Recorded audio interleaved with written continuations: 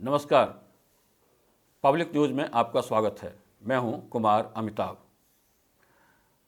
देश के प्रथम रक्षा प्रमुख chief of defence general Vipin Rawat की मौत हादसा थी या साजिश, इस पर अभी बहुत कुछ जांच पड़ताल होनी बाकी है। इसे एक सामान्य हादसा मानना गलती होगी हमारी। हमें मालूम है कि हमारा देश दुश्मनों से घिरा है और जिस तरीके से पिछले 5-7 सालों से हमने हमारे दुश्मन देशों को सबक सिखाया है, उससे तो यह आशंका बलवती हो ही जाती है कि निश्चित रूप से इसके पीछे कोई न कोई खुराफात, षड्यंत्र या साजिश है। पूरे देश में तहलका मचा हुआ है। अभी अभी उनका एक बयान आया था। उन्होंने अपने ही देश को नहीं, बिम्स्टेक यानी एशिया के कई देशों को सजग किया था कि जैविक युद्ध शुरू हो चुका है। उससे बचने के लिए हमें मिलकर काम करना होगा। उनका इशारा सीधे सीधे चीन की तरफ था। इस बात को लेकर के और गहरा हो जाता है, हमारी आशंका और गहरी हो जाती है कि कहीं सचमुच इसके पीछे किसी विदेशी ताकत का हाथ तो नहीं। पाकिस्तान पर तो सीधा सीधा उंगली उठाई जा सकती है, क्योंकि पाकिस्तान जनरल विपिन रावत से बहुत परेशान था।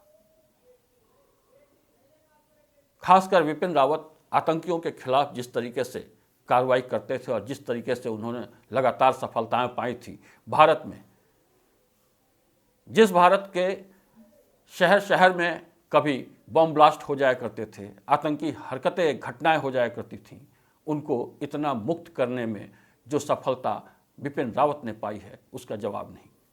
आज देशवासी बड़ी शांति से जी रहे हैं। केवल कश्मीर के कुछ हिस्सों में अभी भी रह गई है समस्या।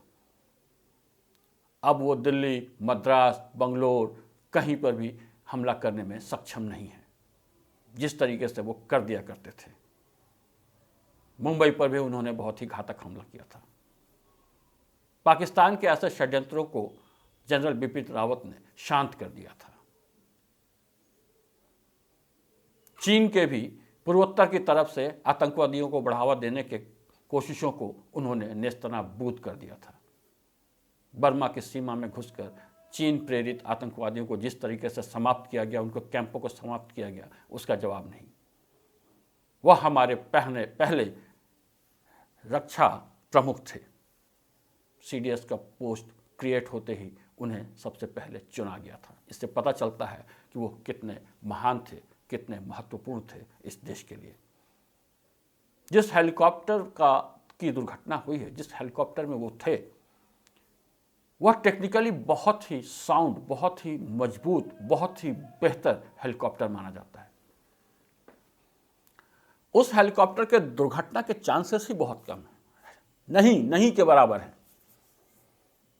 कोई बड़ी मानवीय गलती ही ऐसा कर सकती है या कोई षड्यंत्र। मानवीय गलती की भी संभावना इसलिए नहीं लगती है क्योंकि उसमें ऑटोमेशन की भी सुविधाएं थी हेलीकॉप्टर में। आखिर क्या हुआ, ऐसे कैसा हुआ कि अचानक हेलीकॉप्टर गिर जाता है और आग के गोले में बदल जाता है?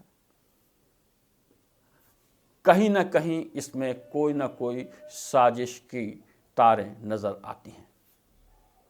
भारत देश को यह सुनिश्चित करना होगा कि इस साजिश की परतें एक एक खोल ली जाएं और इसको उजागर किया जाए। जनता इंतजार कर रही है कि सरकार इसके रहस्य की परतें कैसे और कब तक खोल पाती है। धन्यवाद। जय हिंद।